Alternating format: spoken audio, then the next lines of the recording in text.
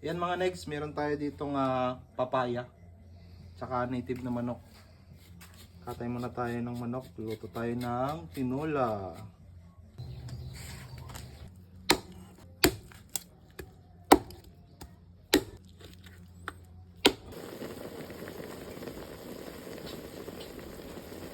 Ayan, luto na yung ating tinola. Sarap po.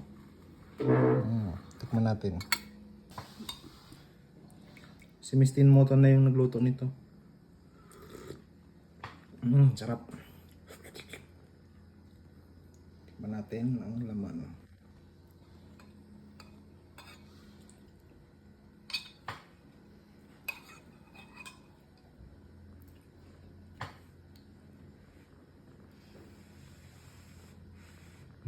First bite.